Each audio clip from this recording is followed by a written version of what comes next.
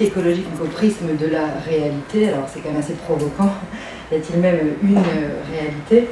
Et je vais tenter de m'en expliquer. En fait, en 2012, les conclusions du 34e congrès international de géologie, qui devait se tenir à Brisbane pendant l'été, ont été, je ne sais pas si vous le savez, très abondamment suivies par les sciences sociales, par les sciences humaines, qui est une chose assez étrange, puisque les marques d'intérêt finalement entre sciences dites dures et sciences dites molles ne sont pas si fréquentes. Alors quel était l'objet? Vous le savez sans doute, mais je le reprends très rapidement. L'objet était de connaître le résultat de la sous-commission internationale sur la stratigraphie quaternaire.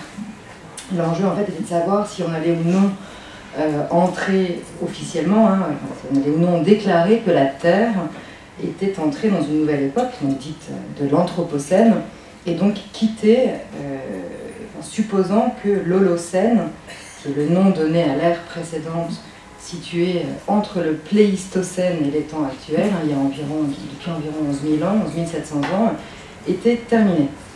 Donc l'enjeu était de taille à établir, et si ce changement était avéré, le second objectif était évidemment de déterminer à quelle date précise cette nouvelle ère, donc nous étions entrés dans cette nouvelle ère.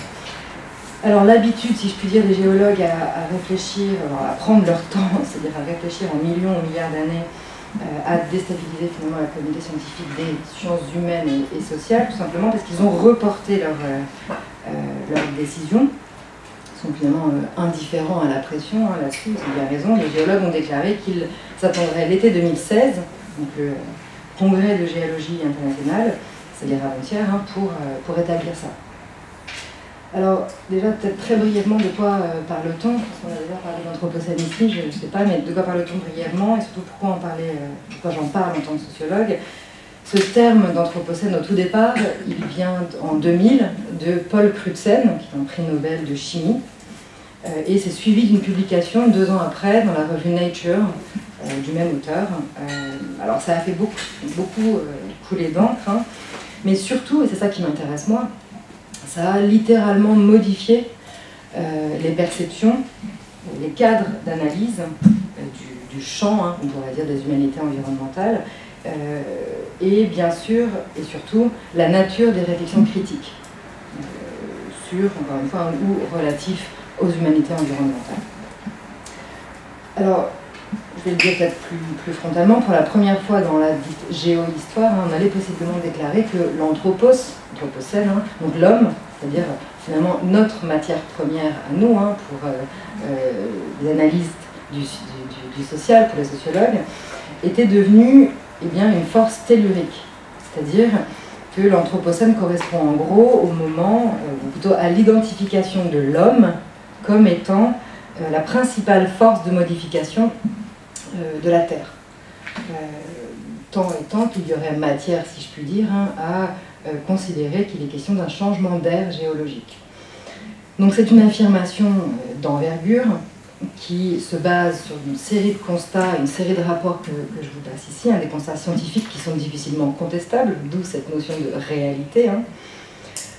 Les activités humaines sont devenues, je le répète, la principale force agissante du devenir de la Terre, donc en termes d'extinction de la biodiversité, en termes de composition de l'atmosphère. Il y a aussi d'autres paramètres, le cycle de l'azote, de l'eau, du phosphore, l'acidification des océans, des lacs, le déferlement d'éléments radioactifs et puis des molécules toxiques dans les écosystèmes. Donc la liste malheureusement est fort longue, mais il y a du moins ce premier pan. Autre élément, la planète se rapproche de température à sa surface qu'elle n'a pas connue globalement depuis 15 millions d'années. Donc dans les estimations médianes, évidemment il y a un aléa, mais les estimations médianes indiquent plus 4% à 2100, à horizon 2100. Plus de 40% de la surface agricole, de la surface de la Terre est exploitée par l'agriculture. Et puis on a atteint le plus haut niveau de dioxyde de carbone depuis environ 4000 ans. Donc toute une série d'éléments qui permettent d'établir... Beaucoup plus que 4000 ans, 400 000 ans. le plus haut niveau de dioxyde de carbone, il me semble que c'est de 4000 ans, mais on en parlera si vous voulez, il est en fait, en tout cas, établi que l'homme s'est introduit dans tout le déroulement, dans le déroulement plutôt de tous les cycles naturels. Donc, encore une fois, que ce soit la production et la distribution du carbone, la modification des réseaux fluviaux et bien sûr le déclenchement de la dite sixième extinction des espèces, la précédente étant juste à l'origine de la disparition des dinosaures, si je ne me trompe pas. Tout ça implique donc, et ça pour le coup ça devient plus mon objet, une nouvelle condition humaine. C'est-à-dire que finalement le genre Homo, là, apparu me semble-t-il il y a 2 millions d'années seulement, va avoir à faire face dans les prochaines années, dans les prochaines décennies, à des éléments, à des bouleversements inédits, c'est-à-dire auxquels il n'a jamais été confronté. Alors peut-être toute petite incise, il y avait un article il y a 3 jours dans Le Parisien de Yves Cochet, donc du même institut, le Momentum auquel je suis, et qui est venu ici. Et il évoquait entre autres que les paramètres sont très nombreux, autorisant à imaginer des réalités catastrophiques, et notamment qu'il est possible qu'en 2050, au lieu de 10 milliards d'individus, nous ne soyons que de 2 ou 3 milliards. Donc imaginez un tout petit peu la violence, le niveau de violence qui peut supposer cette distinction. Mais quelque part, tout cela est d'ordre, Gunther Anders dit que ce sont des éléments supraliminaires, c'est-à-dire quelque part ça dépasse même notre capacité d'imagination. On n'arrive pas à le concevoir, c'est supérieur à un seuil capable d'être perçu. C'est sans doute une partie du déni et une partie du drame qui est logée ici. Mais bon, en tout cas, alors, tout ceci peut sembler, en premier abord, assez loin des cadres d'analyse et des échelles dans lesquelles les sciences sociales se sont construites, les sciences politiques également, et dans lesquelles, surtout, elles se déploient. Nous sommes sur des temps beaucoup plus courts. Pourtant, cette idée de l'Anthropocène, et tout ce qu'elle comporte, a très massivement percolé les milieux intellectuels, critiques, relatif à l'écologie politique. Et ça, même avant, c'est pour ça que je faisais ce préambule sur Brisbane, même avant que la notion soit stabilisée. C'est-à-dire qu'il y ait finalement un accord commun, c'est-à-dire avant la décision du comité de stratigraphie. Quelque part, l'Anthropocène a fait irruption dans les débats scientifiques et a été investi avec force dans la philosophie, la sociologie, l'histoire. Vous avez eu Christophe Bonneuil aussi, je crois, ici, entre autres choses. Alors, il y a eu même, je me permets de faire un tout petit peu de pub, un colloque au Collège de France en 2015 qui a réuni toute la fine fleur de ces sciences humaines et sociales, pourrons-nous dire. Donc, Annie Dahan, Catherine Larère, Émilie H., Descola, Latour, Clive Hamilton, etc. Et la Fondation d'écologie politique, on a publié les actes, donc si vous voulez je peux le faire circuler, qui s'appelle « Penser l'Anthropocène ». Alors le titre au départ était « Comment penser l'Anthropocène » et je trouve que c'est assez éloquent. Ça prend finalement au sérieux le fait que l'histoire humaine rencontre l'histoire de la nature. Alors peut-être juste pour terminer sur ce point, sur cette question de la stabilisation de la notion, je vais quand même le dire pour ne pas faire trop languir, en 2016, le Congrès, finalement, donc le report, en 2016, ils ont établi que nous avions quitté l'Holocène pour entrer dans l'Anthropocène, et que ce changement d'époque consacrait finalement le fait que l'humanité avait profondément modifié son environnement, alors selon 4 critères majeurs, parce qu'évidemment ils sont beaucoup plus importants. Le fait que l'homme est le facteur de dispersion, d'une dispersion sur tous les continents de certaines espèces végétales et animales, qu'il en oriente l'évolution génétique, qu'il est devenu le premier prédateur sur Terre et sur mer, et que les technologies qu'il a inventées, et surtout les usages qu'il en fait, marquent finalement durablement la biosphère. Peut-être préciser juste sur ce point, sans trop m'appesantir, qu'évidemment l'autre point important concernait, enfin, disons que tout changement d'époque géologique doit être marqué par ce qu'on appelle le clou d'or, c'est-à-dire le point stratotypique mondial. Donc, il s'agit de trouver la particularité inscrite dans les couches terrestres permettant de trahir le phénomène et qui est donc mesuré à un point précis du globe. Donc il y a eu beaucoup d'indicateurs qui ont été proposés, parce que les signaux ne manquent pas, hein, la teneur en CO2, les essais atomiques, les 521 essais atomiques entre 1940 et les années 2000, les microplastiques, les teneurs en nitrate, également en phosphate, les dépôts de suie donc issus, qui trahissent plutôt la combustion de nos énergies fossiles, donc charbon et pétrole. Mais en tout cas, donc les signaux ne manquent pas et la Commission s'est de nouveau donné 3 ans pour finalement établir fermement quel serait ce flux d'or, pour terminer.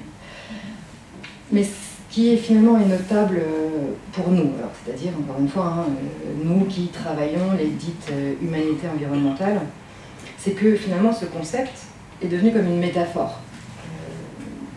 Une métaphore qui est surtout devenue un point de ralliement entre sciences dites dures et intellectuelles des sciences sociales. Donc une métaphore finalement pour parler de cet âge dans lequel le modèle de développement donc actuellement dominant est devenu une force, je le répète, tellurique, à l'origine de désordres extrêmement profonds, de dérèglements donc écologiques profonds, multiples et synergiques à l'échelle finalement globale. Alors il y a toute une série de travaux que vous connaissez sans doute, qui ont pu émerger et qui portent sur le point d'origine socio-historique. Donc tantôt on va parler de la révolution thermo-industrielle, tantôt on va parler du capitalisme fossile. Ce qui est en tout cas frappant, c'est que l'Anthropocène, entendu cette fois-ci, encore une fois comme métaphore, a été à ce point investi, et même d'ailleurs érigé en cadre analytique neuf. Donc là aussi, je fais un peu de pub après. L'Institut Momentum a publié aux presses de Sciences Po une triade qui s'appelle Politique de l'Anthropocène. Donc il y a économie de la précroissance, politique de l'Anthropocène, gouverner la décroissance, politique de l'Anthropocène 3, et le tout premier, c'était penser la décroissance, politique de l'Anthropocène. Politique au pluriel, évidemment. Et donc ça a été érigé en cadre analytique neuf. Donc c'est là où je parle de réalité, c'est que tout d'un coup, ce qu'on pensait être hier, je le dis très très sommairement, d'un niveau idéologique, aujourd'hui devient la matérialité, la factualité écologique vient finalement la rencontrer. Et donc, finalement, ce cadre analytique neuf nous permet de penser autrement l'étendue et la portée de ce que nous avons un temps nommé la crise écologique. Or, comment est-ce qu'on peut continuer à parler de crise écologique, celle que l'on a établie ou révélée dans les années 90, qui a ses mouvements, ses héros, même d'ailleurs ses détracteurs, mais que l'on pouvait encore voir comme assez récente, et surtout à laquelle on pensait qu'une série de réponses pouvait être apposées, ou plutôt assez aisément être apposée. Le phénomène semble, ou apparaît du moins comme d'une ampleur beaucoup plus forte, bien supérieure, tant passée, présente que future. Donc je vais le dire autrement, la crise écologique, souvent par ailleurs, on en parlera peut-être après, ramenée à ses seuls déterminants climatiques, enfin souvent en tout cas ramenée à ses seuls déterminants climatiques, mais la crise écologique finalement devient comme un épiphénomène, c'est-à-dire un symptôme qui se surajoute à un phénomène plus large, une petite partie d'un tout, dans la mesure où les racines de cet événement anthropocène, donc là je reprends le titre d'un ouvrage de Christophe Bonneuil et Jean-Baptiste Cressoz, les racines de cet événement anthropocène sont a priori beaucoup plus profondes que ce que l'on pensait être celle de la crise écologique. Elles sont situées dans le productivisme, l'extractivisme, l'industrialisme des 2 derniers siècles, questionnant donc tout un rapport au progrès, à la technique et à l'économie qui sont en certains points inédits. En fait, si on continue donc cette idée, l'Anthropocène apparaît, encore une fois pour les sciences sociales, donc là j'ai quitté l'aspect vraiment géologique, l'Anthropocène apparaît comme le moment de la rétroaction de nos systèmes d'action.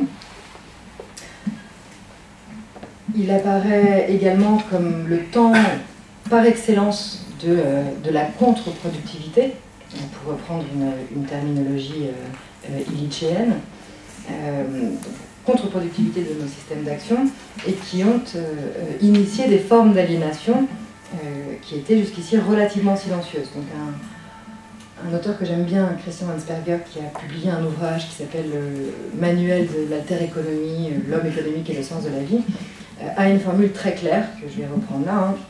Il dit « Il faut bien comprendre que des modèles et des modes d'être qui ont pu tout un temps servir de vecteurs de progrès peuvent aujourd'hui devenir des obstacles. Le système économique que nous nous sommes choisis il y a 3 siècles pour produire notre progrès matériel et que nous nous avons soigneusement encadré, s'est retourné contre nous. » Donc rétroaction, retournement, nous nous trouvons en fait à devoir lutter contre ce que nous avons produit, institué, et puis en plus très très finement, très durablement. Et donc notre cadre d'action maximal, si je puis dire, à la Terre, eh bien, se retrouve de fait matériellement appauvri, artificialisé. Nous vivons dans un monde aujourd'hui qui est lourd de risques, de catastrophes, avec un couvert glaciaire réduit, des mers plus acides, plus hautes, des climats déréglés. Bon, ça aussi, je ne vais pas trop m'apesantir, mais il y a aussi tout un flot qu'il faut réfléchir, de souffrances humaines, de conflits possibles, géopolitiques probables, de déplacements très violents. Donc autant d'éléments qui sont finalement signes de notre puissance géologique, mais aussi et surtout de notre inconsistance, notre inconscience, et qui eh bien, nous enjoint aujourd'hui à tout revoir. Alors cet enjeu, en plus, quelque part, est d'autant plus compliqué que la critique écologique, elle n'a pas attendu cette certification, si je puis dire, donc la réalité qui vient conforter ce que l'on savait au préalable, qui était de l'ordre de l'idéologie. La critique écologique n'a pas attendu cette certification pour produire des analyses et des modélisations saisissantes, et nous savons déjà, si je puis dire, combien les choses sont interdépendantes. Il y a tout un héritage, une production, beaucoup d'auteurs ont déjà pensé ces éléments-là. Alors, il y en a un que j'aime particulièrement, je sais que Léa Reza l'aime aussi beaucoup, André Gorz, peu avant sa mort, en 2007, avait indiqué, je le cite, que la crise financière actuelle, la crise du travail et la crise écologique formaient un tout. Elles traduisent l'épuisement du système dominant. Il n'est pas possible de les séparer ou de les hiérarchiser, disait-il. La menace d'effondrement du système est telle désormais que tout semble possible, le pire comme le meilleur. Donc c'est à ce moment-là aussi, dans ce même extrait, qu'il indique, ça généralement on le connaît, qu'il y a potentiellement une sortie barbare et une sortie civilisée du capitalisme. Et, disait-il, seuls nos choix collectifs, finalement, décideront de la forme qu'elle prendra et du rythme auquel cette sortie s'opérera. Et donc cette difficulté, voire même cette impossibilité à hiérarchiser les éléments, à les séparer, eh bien, conduit quelque part aujourd'hui les sciences sociales, les sciences politiques, et c'est l'objet de mon propos ici, à essayer d'intelligibiliser la matérialité de l'Anthropocène et surtout à intégrer eh bien, les différentes factualités qu'elle révèle. Et il y en a de nombreuses. Et ceci notamment, je le répète, parce que l'Anthropocène finalement excède la crise, pensée comme turbulence. C'est-à-dire qu'elle devient quasiment une époque, une condition.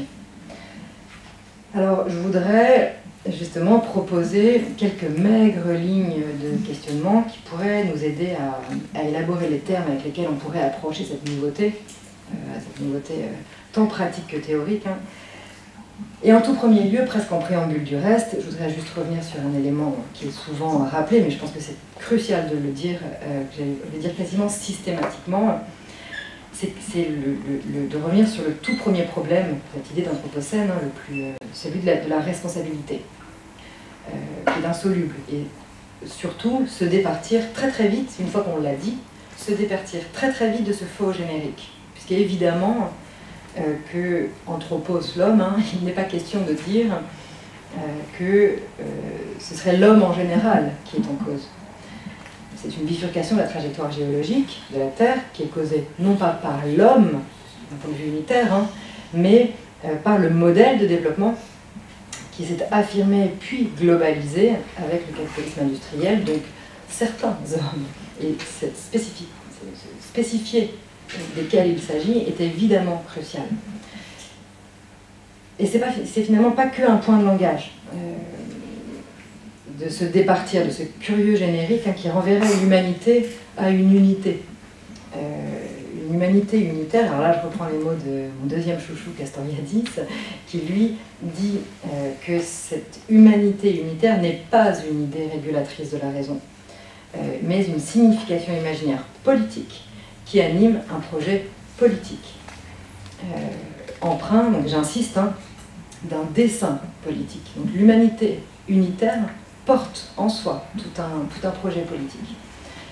Et ce point est d'autant plus important, donc je réinsiste une dernière fois, qu'on a souvent à cœur de penser notre sort commun. J'entendais tout à l'heure cette question du bien commun. On a souvent à cœur de penser notre sort commun et même de se situer ou de se penser comme citoyen du monde. Cette très belle définition de Deleuze qui dit être de gauche, c'est voir le monde d'abord. Une question de boîte aux lettres. Il ne faut pas pour autant oublier qu'il y a derrière cette conception, hein, encore une fois j'insiste, unitaire, une construction qui contient les pires écueils. Puisque finalement, en pensant l'humanité de manière unitaire, eh bien, on sert, on nourrit, on entretient un certain projet politique et qui a toute une série de logiques mimétiques. Et là, je pense par exemple à l'occidentalisation du monde, c'est-à-dire, encore une fois, hein, une humanité unitaire conçue comme étant, finalement, comme devant être pensée ensemble, sans aucune affractuosité. Alors, pour revenir peut-être à mon objet, comment eh bien, donc on peut penser cette nouveauté, cette immensité, cette énorme nouveauté, tant d'un point de vue pratique que théorique, comment on peut proposer finalement, je vais le dire autrement, une critique de notre modèle de développement. Donc de ce projet politique névralgique et de toutes ses ramifications, projet à propos duquel on entend souvent qu'il n'y a pas d'alternative. Vous savez, ce terrifiant TINA. Alors déjà, peut-être pour essayer un petit dégagement salutaire, je vais juste rappeler que le mot « crisis », qui fonde à la fois la racine du mot « crise » et du mot « critique », se rapporte initialement à l'interprétation du vol des oiseaux. Et c'est l'idée d'une évaluation, c'est-à-dire c'est l'idée de passer au crible, de distinguer, de séparer. Et donc il y a aussi derrière ça l'idée de la décision. Finalement, on passe au crible pour pouvoir précisément décider. Alors longtemps d'ailleurs, le mot n'a été ramené qu'au champ médical, au champ de la médecine. C'était le moment où on devait décider du traitement du malade parce que la phase était critique. Et donc ça renvoie, c'est pour ça que je fais cette petite parenthèse, ça renvoie finalement à un moment précis, à une temporalité précise, à un moment congru où il faut faire preuve de discernement et opérer des choix forts. Et donc peut-être que on peut voir cette anthropocène, alors en tant que réalité et en tant que métaphore, on peut peut-être le voir comme le double moment, à la fois de la crise et de la critique. Ce qui invite avec urgence à déconstruire finalement ce qui nous a rendu malades. Alors c'est un projet, encore une fois je le répète, immense et je ne vais pas faire ça en un quart d'heure, mais dans le temps qui me reste, je voudrais revenir sur 3 chantiers qui me semblent prioritaires. Alors ce sont des chantiers qui sont bien sûr d'ordre théorique, mais il ne faut pas se méprendre. Je pense que s'ils ne sont pas pensés, instruits de manière, disons, dans des déclinaisons pratiques, pragmatiques, l'écologie politique ne fera finalement rien d'autre que ce qu'elle sait très bien faire, avoir raison avant l'heure, mais rien d'autre. Or, s'en contenter aujourd'hui, quelque part, hein, nous poserait tous comme complices, ou en tout cas, comment dirais-je, reviendrait à nous poser tous en complicité d'homicide. Donc il faut imaginer ce qui va suivre hein, comme des interrogations théoriques, mais en acte, si je puis dire. Et puis, c'est quelque part déjà le cas, si j'ai 5 minutes à la fin, je l'évoquerai, une partie de ces interrogations existent. Disons qu'elles sont transmuées en pratique dans certains collectifs, au sein de collectifs de plus en plus larges, mais ça reste tout de même conçu comme étant à la marge. Alors, premier très gros chantier, opérer un inversement de perception. Quelque part, c'est la base, si je puis dire, qui peut nous permettre d'entrer dans autre chose. Opérer un inversement de perception et peut-être même d'ailleurs un replacement ontologique. C'est-à-dire que, pour le dire simplement, la nature a été jusqu'à présent conçue comme le simple arrière-plan de l'activité humaine. C'est l'environnement d'ailleurs. C'est intéressant de voir les glissements entre environnement et écologie. Comme le simple arrière-plan de l'activité de la pensée humaine. Et finalement, eh bien, ce moment hein, de l'Anthropocène, il nous invite à repenser cette distinction, à réinterroger ce placement qui est quasiment cosmologique, hein, et qui a été historiquement réglé par le projet des Lumières, le projet de raison qui a animé la modernité et qui consistait en la construction d'une séparation nature-culture. D'ailleurs, on a tous eu des cours de philosophie au lycée terrifiantes, hein, opposant nature et culture. Donc, nous nous trouvons aujourd'hui quelque part sommés de reprendre ça, de reprendre tout ce projet qui a animé la modernité occidentale, c'est-à-dire, et qui a permis hein, la domestication de la nature, puisqu'elles sont distinguées, et que c'est un arrière-plan, nous sommes en mesure, il y a évidemment une hiérarchie, et l'idée de la domestication de la nature comme marque de civilisation, c'est quelque part le projet qui nous a menés là où nous en sommes. Donc ça suggère une plongée critique vis-à-vis de toute une série de délimitations, nature, culture, environnement, société, je le répète, hein, l'Anthropocène quelque part oblige à revenir sur tout cela. Bruno Latour le fait, entre autres choses. Et quelque part, la série d'enjeux très pratiques qui s'y rapportent, on peut les voir aussi hein, dans une partie des revendications du parti animaliste. Quelque part, on prend au sérieux cette rupture nécessaire. Le deuxième gros chantier concernerait, me semble-t-il, la désignation juste, c'est-à-dire qualifier, alors ça aussi c'est déjà en cours, hein, fort heureusement, mais qualifier les sources du phénomène. Nos modes de vie, nos institutions, nos économies ont des conséquences manifestement irréversibles, et pour comprendre ces processus d'irréversibilité, eh bien, il faudrait analyser en profondeur les choix qui ont été les nôtres, donc les choix qu'on pourrait dire anthropocéniques. C'est un petit peu l'objet hein, de cette critique. C'est-à-dire expliquer la corrélation qu'il y a entre l'agir de notre civilisation et les modifications que ça provoque. En déconstruisant eh bien, les choix politiques, économiques qui ont été effectués au cours des 2 derniers siècles. Alors là aussi, petite parenthèse, on reproche souvent à la pensée écologique d'être dans le « c'était mieux avant ». C'est pas l'enjeu ici, ce n'est pas cosmétique, c'est une absolue nécessité critique de regarder ces 2 derniers siècles et de voir ce qui fait défaut et en quoi c'était mieux peut-être avant. C'est-à-dire évaluer la source des dysfonctionnements pour peut-être espérer infléchir la suite.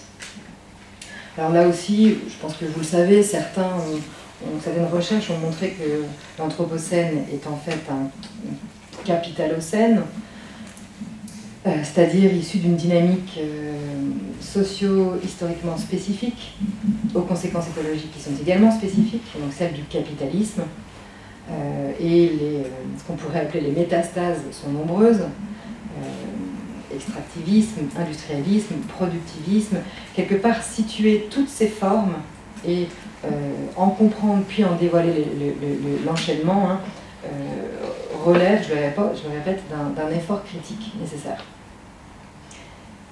Et d'autant que ces enjeux de qualification me semblent d'autant plus importants que, quelque part, de eux dépendent la vitalité politique. Celle de la contestation, par exemple, hein, de ces différentes formes, quand on pense aux luttes anti-extractivistes, celle de la contestation, et puis celle aussi qui vise des tentatives, enfin, celle des tentatives de création d'alternatives. Donc c'est important de qualifier très correctement toutes ces formes. Et ça m'amène à mon troisième point, troisième grand chantier, qui est partie lié des autres, mais qui finalement, je pense, est un chantier en soi. Eh bien, revenir sur l'émergence historique de l'idéologie du progrès et peut-être de la représentation d'un temps très linéaire qui l'accompagne. Alors c'est... il me reste 5 minutes. C'est un... Pardon 10, très bien. C'est un chantier en soi dans la mesure où le progrès s'est imposé comme un référentiel d'action majeure et qu'il a irrigué toute une conception de l'action qui d'ailleurs est aujourd'hui totalement naturalisée. Il suffit pour ça de voir les injonctions incessantes d'innovation, d'optimisation. À l'ADEME, dans une conférence où j'étais, j'ai vu le concept d'innovation frugale. Donc c'est-à-dire que même quand on parle de frugalité, on y adjoint cette idée d'une progression, d'une innovation qui doit être encore et encore portante quelque part. Donc opérer une vaste critique du progrès, là aussi, hein, le champ est immense, mais fort heureusement on a un héritage. D'ailleurs, qu'il conviendrait aujourd'hui de reprendre avec le plus grand sérieux, à mon avis. Finalement, au lieu de proposer à l'école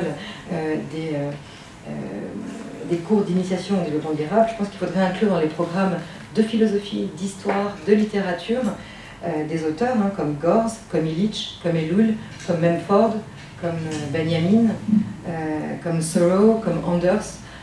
Je crois que Descartes a déjà fait suffisamment de mal et peut-être qu'on pourrait passer à autre chose et revoir, c'est très sérieux, hein, notre logiciel commun. Finalement, quand on passe à 15 ans, 16 ans, 17 ans, tant de temps sur ce bagage-là, cet arsenal commun-là, nécessairement on a du mal à se dégager de cette représentation. Donc revoir peut-être le logiciel commun. Et donc dans cet héritage, eh bien, il y en a un qui est un grand auteur critique, philosophe, rattaché à l'école de Francfort, proche d'ailleurs de Günther Anders et époux d'Hannah Arendt, donc Walter Benjamin, qui est l'un des premiers finalement, alors c'est étonnant parce qu'il est mort en 1940, hein. Quelque part ça terrifie, il en parlait déjà, il est l'un des premiers à avoir exploré les contradictions de ce modèle, qui était d'ailleurs à ce moment-là un modèle balbutiant. Et certaines de ces productions restent d'une acuité saisissante pour comprendre le monde contemporain, notre monde tout contemporain. Et donc, dans sa, permettez-moi une citation, dans sa 13e thèse sur le concept d'histoire, il décrit cette conception du progrès qui émet une prétention dogmatique, et il dit « Le progrès tel qu'il se peignait était premièrement un progrès de l'humanité elle-même. » Non simplement de ses aptitudes, de ses connaissances, mais de l'humanité elle-même. Il était deuxièmement un progrès illimité, correspondant au caractère indéfiniment perfectible de l'humanité. Il était envisagé troisièmement comme essentiellement irrésistible, c'est-à-dire se produisant quelque part automatiquement. Il dit « Chacun de ces prédicats est contestable. Chacun offre prise à la critique, mais celle-ci, si elle se veut rigoureuse, doit remonter au-delà et s'orienter vers quelque chose qui leur est commun. L'idée d'un progrès de l'espèce humaine à travers l'histoire est inséparable de celle d'un mouvement dans un temps homogène et vide. La critique de cette dernière idée doit servir de fondement à la critique de l'idée de progrès en général. » Dans cette idée d'un temps homogène et vide, alors, il y aurait beaucoup de choses à dire sur...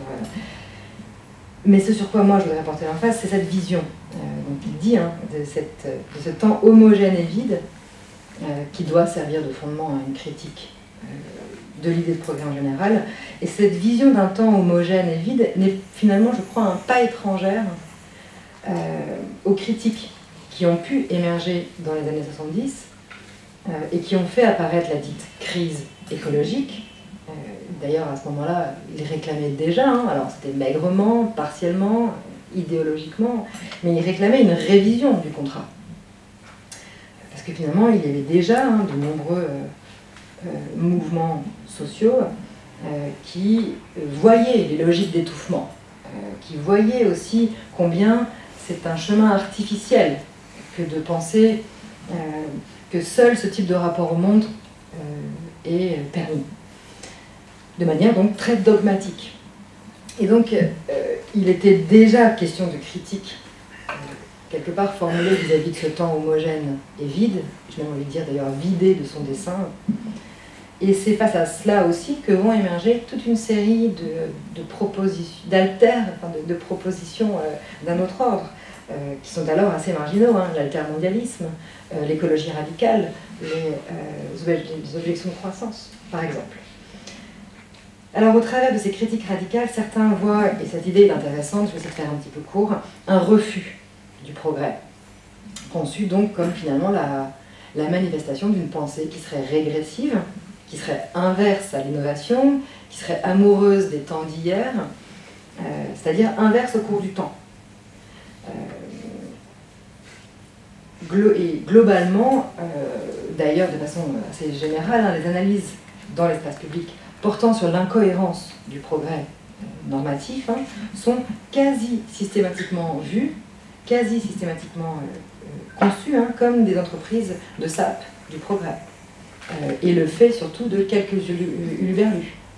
C'est rarement conçu comme étant une vraie proposition critique.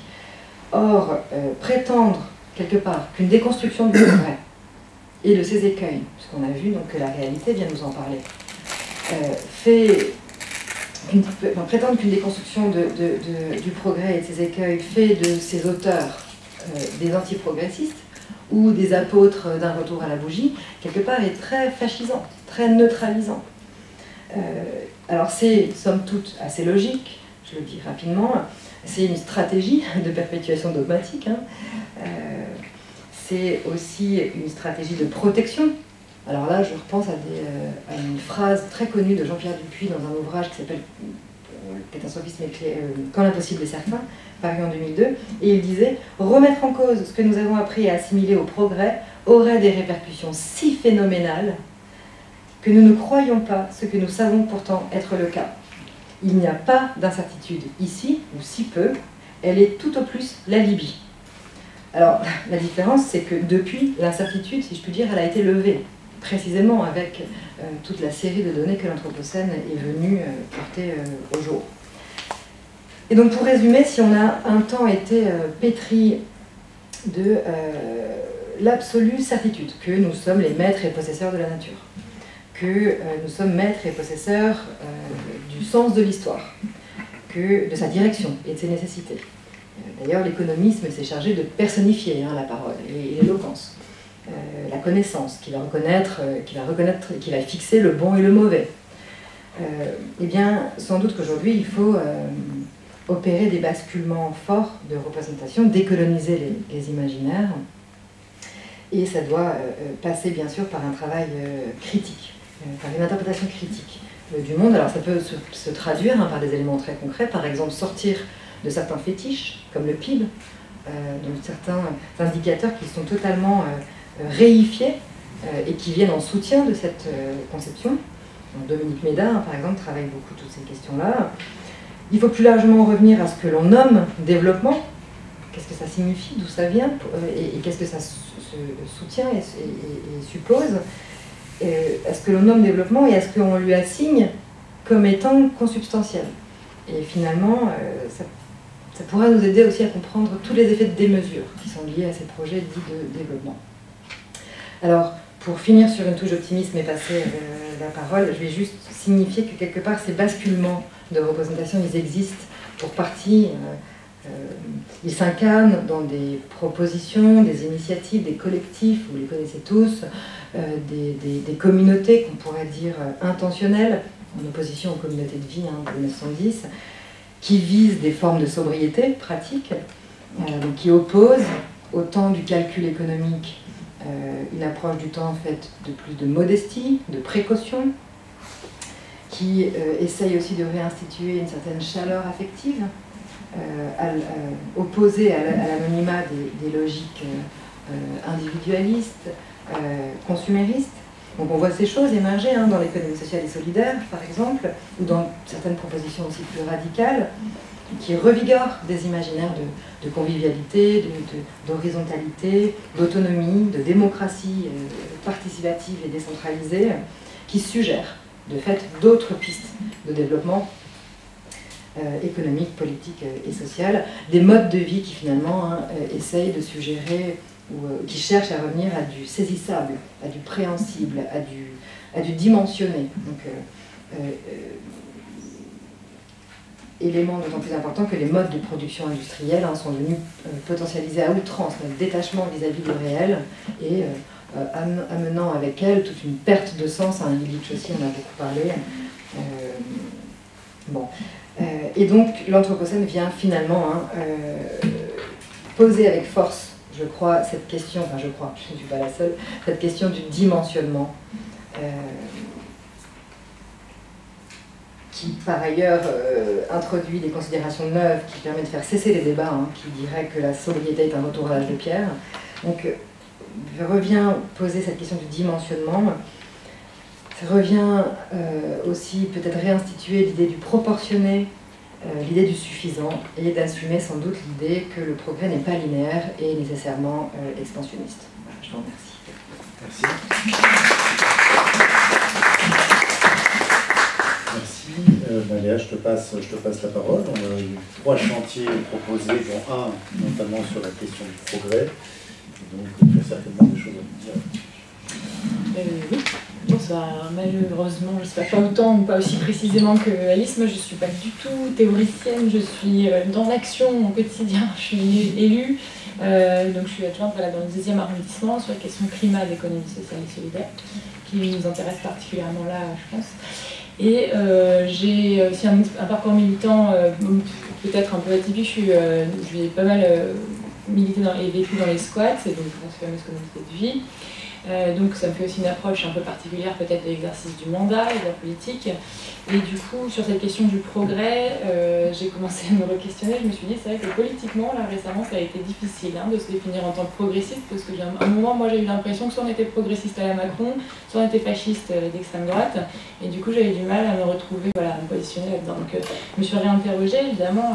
Et puis j'ai trouvé une sorte de...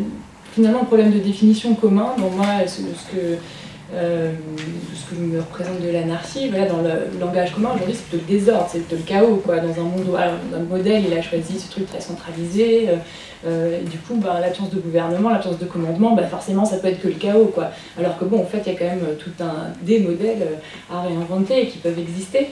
Et finalement, pour le progrès, c'est un peu la même chose. C'est difficile à concevoir si le progrès, il n'est pas un peu comme tu le décrivais, industriel, technique, et une fait une conception qu'il faut vraiment absolument réinterroger. Et qui peut aujourd'hui, je pense, se permettre de redire le progrès, il est aussi humain, il est aussi dans notre rapport à notre écosystème, que c'est pas forcément qu'un système économique, capitaliste, industriel. Et on peut se remettre finalement tout ça à autogérer, à s'autogérer, à gérer ensemble nos communs. Et voilà. Je suis désolée, c'est vrai que c'est peut-être ça pas très cousu, c'est pas aussi structuré. Ça, en quelques jours, je n'arriverai pas à faire plusieurs thèses. Moi, j'ai pas mal bossé sur le plan climat, du coup, dans le 10e arrondissement, et la stratégie de résilience.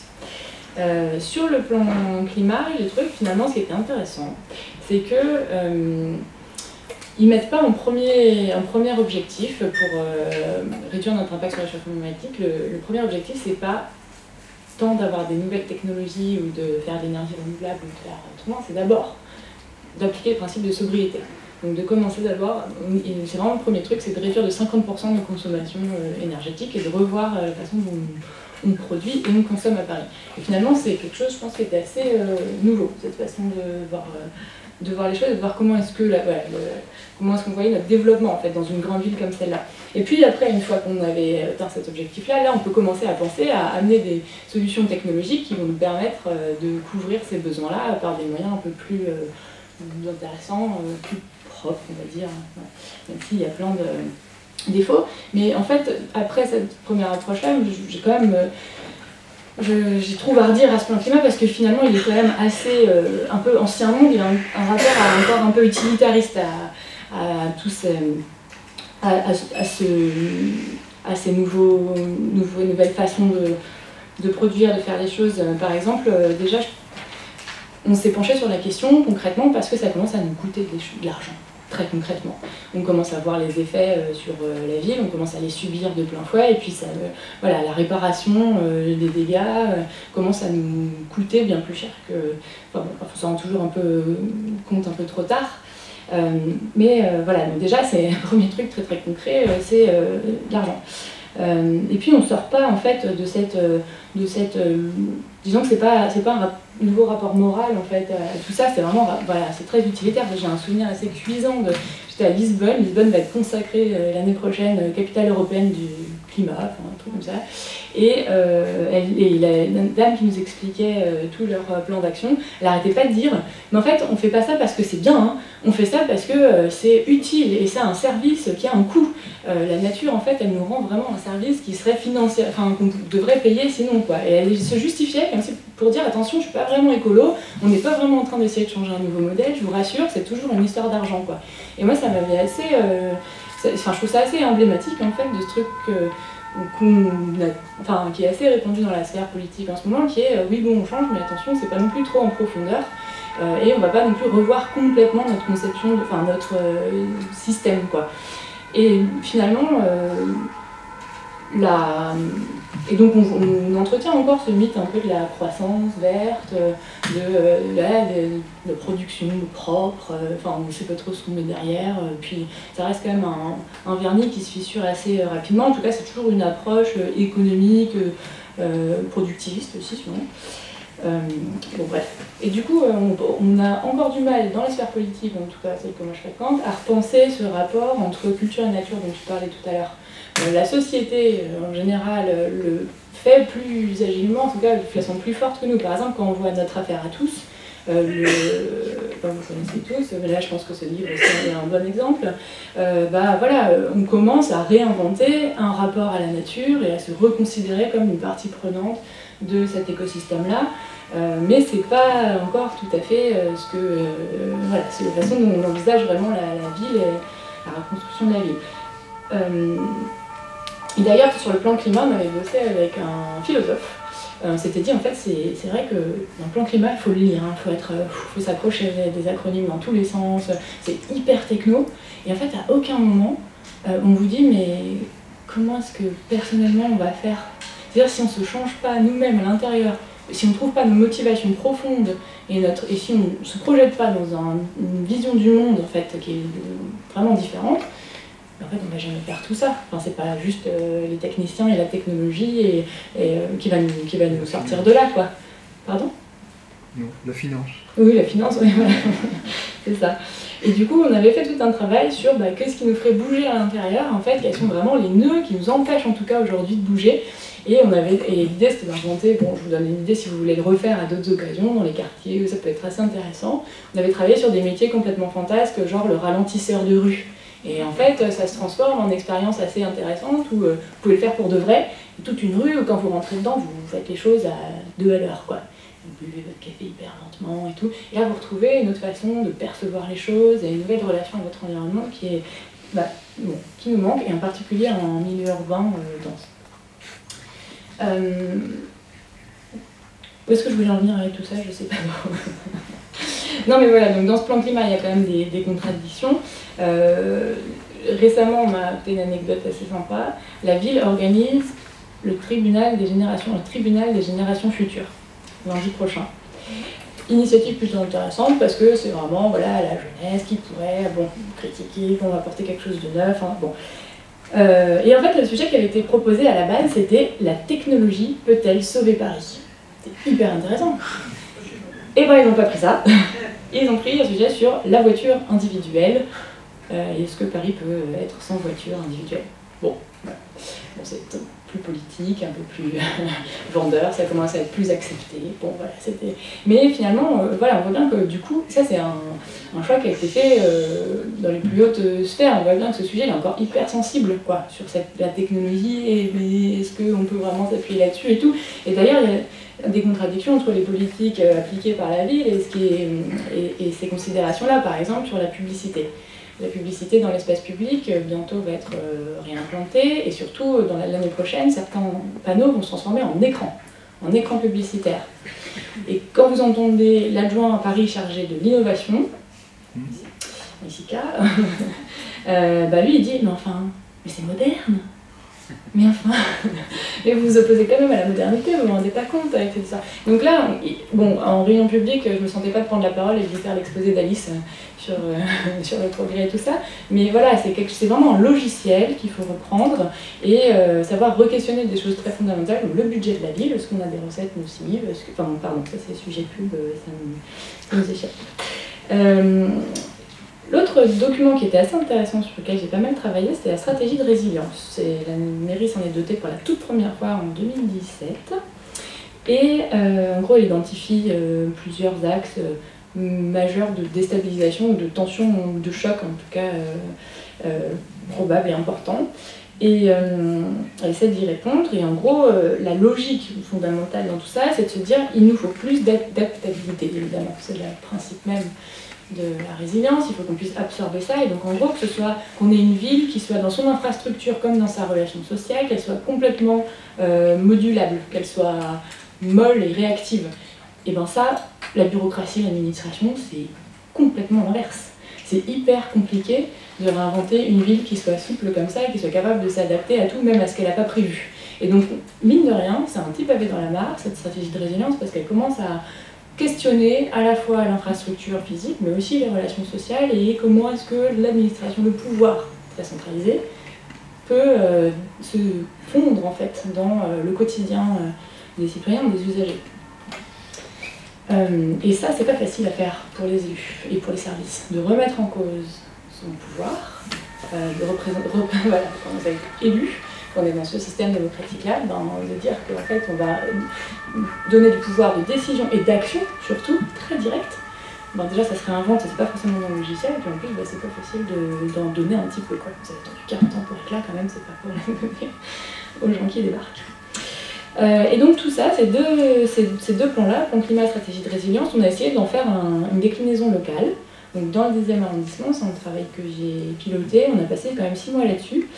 En fait, je me suis rendu compte à la base, ça partait du fait que les collègues, les services, les associations, enfin, les gens qui faisaient et qui décidaient, ils savaient qu'il y avait un problème avec le climat, mais il y a la fameuse crise écologique en général, il y avait un truc, mais en fait, il y avait une faible connaissance de l'enjeu, vraiment, enfin, c'est un sujet très technique, c'est une équation mathématique très complexe à résoudre, et ils étaient très très loin de comprendre les mécanismes et encore plus de savoir, enfin de comprendre comment est-ce qu'on pouvait vraiment changer les choses, quels étaient les acteurs sur lesquels s'appuyer, et surtout, il manquait un modèle en fait, quelque chose vers lequel tendre. Et ça c'est, finalement, je pense que tu as évoqué la question du récit, et c'est vraiment, en fait c'est vital, c'est absolument important de pouvoir donner à voir, de pouvoir se recréer en fait des imaginaires Enfin moi ça a été un de mes problèmes quand j'ai commencé à militer, je me suis dit je veux pas de ce modèle mais par quoi je le remplace?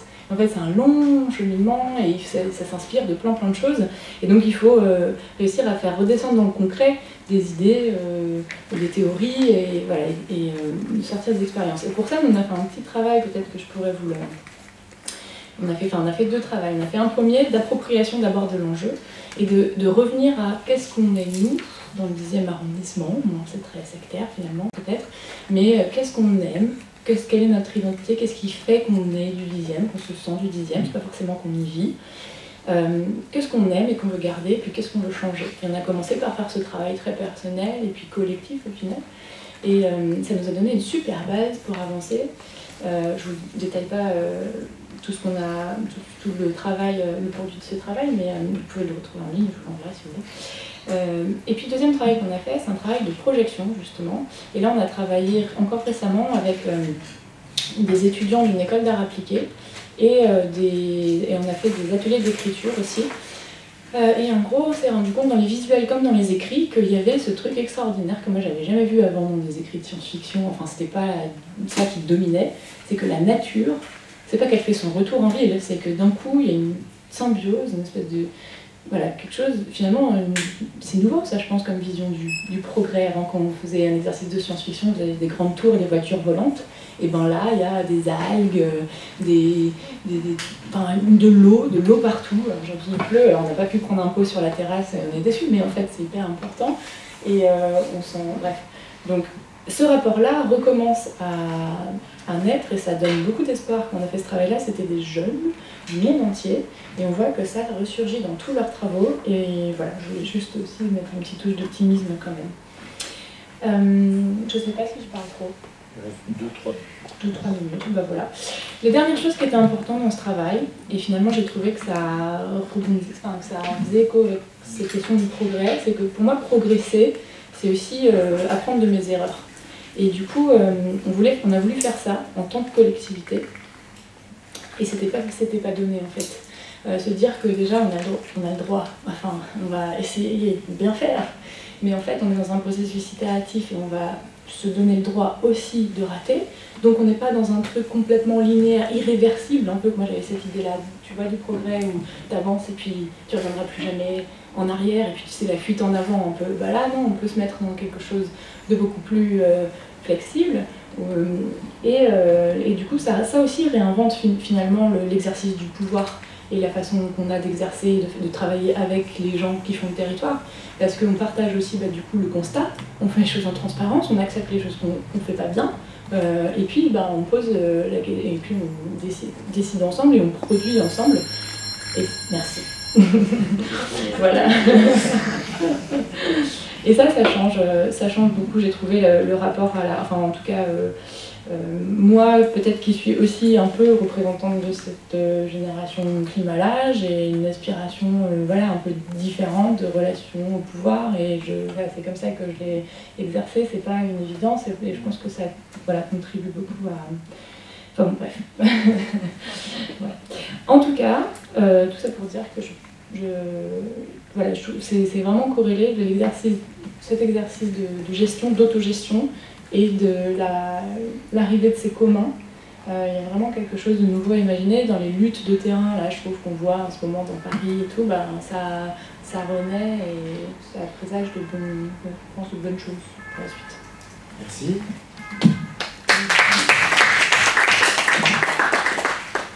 Et je vais laisser la parole à Pierre. On dit ça, 15 minutes maximum. Merci, on a deux exposés très, très complémentaires en fait, puisqu'on a eu l'aspect un peu théorique d'Alice et puis la dimension concrète que nous apporte Léa. Alors c'est par rapport à Demain en commun, je fais juste une courte présentation. Là je ne vais pas spécialement parler au nom du parti politique, surtout ça a été dit par David parce que c'est un petit parti. Et puis si ça s'appelle Demain en commun, c'est aussi parce que notre réflexion est commune et encore en construction.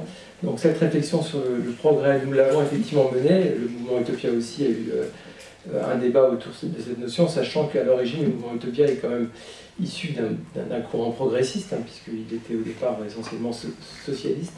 Donc cette critique du progrès qui a émergé à Utopia, c'est effectivement répercuté au sein de Demain en commun, sachant qu'aujourd'hui, la notion de progressiste, effectivement, comme ça a été rappelé par Léa, est partagée aussi bien à gauche qu'à droite. Et c'est ce qui m'intéresse aujourd'hui dans la critique qu'on peut y faire.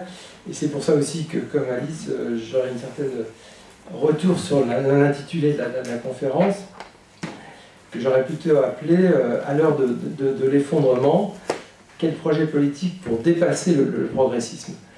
Et je crois qu'il ne faut pas avoir peur, comme semblait le conclure Alice, sur une critique assez radicale du progrès.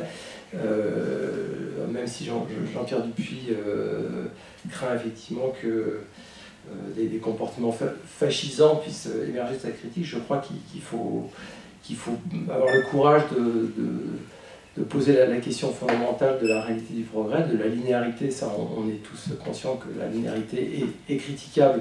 On a parlé de la croissance, du développement, de la modernité, effectivement. Mais je crois qu'il ne faut pas avoir peur également de considérer que le progrès est une des origines des origines du mal, effectivement, et que quand tu parlais de la question de la source de ce dysfonctionnement, je pense que le progrès en fait effectivement partie. Alors tu as fait beaucoup de citations, je voudrais en faire une qui me paraît intéressante, qui est de Charles Péguy. Étant donné que ce grand peintre, là il parle de Claude Monet. Claude Monet a fait 27 puis 35 de ses célèbres nénuphars. Quand les a-t-il fait le mieux? La première fois ou la 35e? Ou une autre intercalaire? C'est un bon problème de maximum et de minimum. Quel sera le nénuphar le mieux fait? Donc, dans la réflexion de Charles Péguy, les nymphéas de Monet sont les boulets de son canon contre le progrès, et tous ceux qui voient l'humanité dans un grand escalier où l'on doit forcément monter d'un degré au suivant. Péguy choisit les nymphéas pour montrer que le dernier n'est pas forcément le meilleur, puisque l'art est le lieu même où il n'existe pas de progrès. Donc sur cette approche de l'art, ça me paraît assez intéressant. On pourrait citer Picasso aussi, lorsqu'il a visité les grottes d'Almazira en Espagne, donc qui sont des grottes dans lesquelles, comme à Lascaux, on a un art pariétal absolument extraordinaire.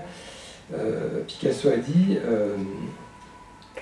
non pas c'était forcément mieux avant, mais il a dit, depuis Altamira, tout est décadence. Donc il a considéré que l'art s'était arrêté à Altamira et que depuis on essayait de faire peut-être aussi bien, mais qu'on n'avait pas forcément progressé. Donc l'histoire de l'humanité, effectivement, n'est non seulement pas linéaire, mais elle s'est peut-être pas arrêtée à un moment, mais en tous les cas, il est très difficile de dire à quel moment, et en tous les cas certainement pas au présent, l'humanité est en phase de progrès extrême et en phase de progrès ultime et optimisé. De même, on a des civilisations, les civilisations dites primitives, dans lesquelles la notion de progrès et de croissance n'existe absolument pas.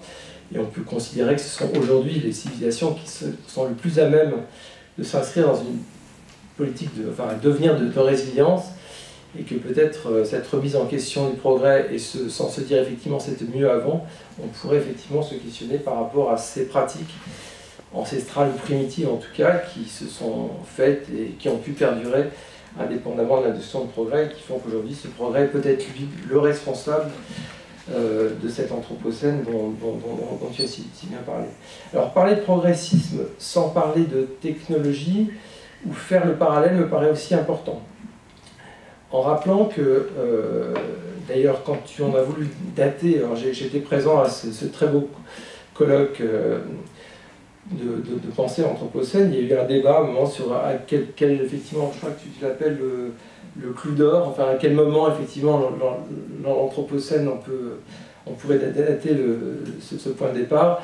Alors, on a parlé bien sûr de l'ère industrielle, d'autres ont évoqué, je pense, la révolte des ludites, qui correspond effectivement au moment de rupture entre l'outil, donc la technique et la technologie, j'y reviendrai. D'autres de la première bombe atomique, et Dieu sait si c'est un événement technologique important, donc le 16 juillet 1946, les premiers essais nucléaires américains. D'autres comme Hannah Arendt, avec le premier Spoutnik, qui a externalisé la relation de l'homme par rapport à la Terre, en se plaçant à l'extérieur. Donc est-ce que ces trois événements sont les moments, ce fameux clou d'or, je ne sais pas, mais en tous les cas ce sont des moments où on a une rupture technologique. Je crois que c'est important de revenir à cette notion. Rupture technologique, c'est quoi? C'est à partir du moment où effectivement l'homme qui jusqu'à présent avait une relation directe à l'outil, l'outil était le prolongement de sa main, et donc du coup il avait une relation directe avec son environnement parce qu'il maîtrisait son environnement par la maîtrise de son outil. Lorsque la technologie est apparue, la rupture a été totale. C'est-à-dire que l'homme ne contrôlait plus la machine, et c'est la machine qui est devenue dominatrice par rapport à l'homme. Donc est-ce que cette rupture n'est pas le point de départ? Et aujourd'hui on sait qu'on parle souvent de progrès technologique. Est-ce que ce lien entre technologie et progrès n'est pas à l'origine du mal? Et est-ce que notre critique ne doit pas être avant tout une critique de la technologie et de la technocratie, pour faire global, du monde technocratique qui aujourd'hui domine notre société. Cette désappropriation de l'homme par rapport à l'outil est aussi bien évidemment une menace démocratique, puisque lorsqu'on ne contrôle plus son outil et sa manière de produire, on est en délégation de pouvoir par rapport à une machine, et ça entraîne très vite, et ça d'ailleurs Crawford dans son très beau livre L'éloge du carburateur le démontre très bien, ça entraîne très bien une dérive démocratique. Quand on ne contrôle plus sa machine, on est effectivement dans la délégation de pouvoir à la machine et puis à l'autre, et puis très vite on se détache de l'acte de décision que nous avions à l'origine en maîtrisant notre outil. D'ailleurs, les penseurs, les fondateurs même de la pensée écologique, qui sont aussi bien, tu l'as cité, Illich et Charbonneau, ont fondé toute leur théorie sur la critique de la technologie. Donc c'est important aussi de revenir à ça, de se dire que cette critique du progrès doit nous amener également à repenser et à relire en tout cas ces fondamentaux, puisque pour nous, ils sont à la base de cette grande rupture et cette déconnexion du vivant, effectivement, qui est aujourd'hui à reconsidérer dans la perspective de l'effondrement et de la nécessité que nous aurons à avoir en nous passant de technologie, parce que bien évidemment la technologie ne pourra plus être dans un monde sans pétrole, sans terres rares et sans autres éléments qui aujourd'hui construisent notre monde commun. Dans ce monde sans technologie, nous serons en obligation de repenser une vie plus proche peut-être de notre relation vivante de façon certaine, mais en tout cas débarrassée du progrès et de la puissance technologique qui l'accompagne. Donc être antiproductiviste, c'est être anti-progressiste, de mon point de vue, et je crois que là aussi il y a toujours une ambiguïté, parce qu'on voit très bien les écologistes, tu l'as dit, effectivement il y a un certain malaise par rapport à cette notion de progrès, mais j'ai entendu très récemment aussi bien Jadot que d'autres se revendiquer en tant que mouvement progressiste. Bon, je pense qu'il n'y a pas du tout d'analyse du progrès qui est faite aujourd'hui par le parti écologiste, et je pense que ce serait intéressant de mener ce débat à son terme, parce que c'est vrai que ça repose la question de la technologie, et encore une fois, je ne pense pas aujourd'hui que ELV, mais je suis très heureux de t'entendre sur ce parallèle entre la pratique concrète que vous faites sur le terrain et le discours très porté sur les énergies vertes, sur les énergies de substitution, etc., qui est fondamentalement un discours technocratique et qui ne remet absolument pas en question, encore une fois, la notion de progrès, puisqu'on est toujours dans une linéarité du fait que la technologie va potentiellement nous sortir du problème, ce qui est de notre point de vue totalement fou. Voilà, alors je pense que dans la perspective d'une construction politique, donc je l'ai dit, la critique du progrès doit s'accompagner d'une critique de la technologie et du monde technocratique, et que dans notre perspective de construction d'une société de la résilience, nous devons effectivement nous inspirer davantage des sociétés qui se sont détechnologisées, et il nous faut effectivement faire un travail, là tu parlais des pratiques individuelles parfois difficiles à mener, mais je pense que c'est une révolution culturelle que nous devons mener tous au quotidien. Alors on est tous effectivement addicts et forcément contraints d'utiliser un portable, Internet et autres, mais au-delà de ces outils technologiques de base, je pense qu'il est nécessaire de refonder notre société sur une autre relation au vivant, qui pour nous se pose fondamentalement sur une critique fondamentale du progrès, effectivement. Donc je vais juste pour répondre à l'intitulé un petit peu de la conférence et pour replacer dans le débat dans un contexte plus critique. Voilà, et peut-être plus radical, excusez-moi. Merci Pierre, je suis content de voir que tu mets le téléphone portable dans les outils de base en dehors quasiment du progrès technique. Et là, c'est non mais t'as évolué. Bon, je vais passer la parole à ça, parce que moi aussi j'aurais quelques réflexions, on va pas monopoliser la tribune, j'en profiterai. Alors est-ce qu'il y en a qui veulent réagir déjà? Allons-y.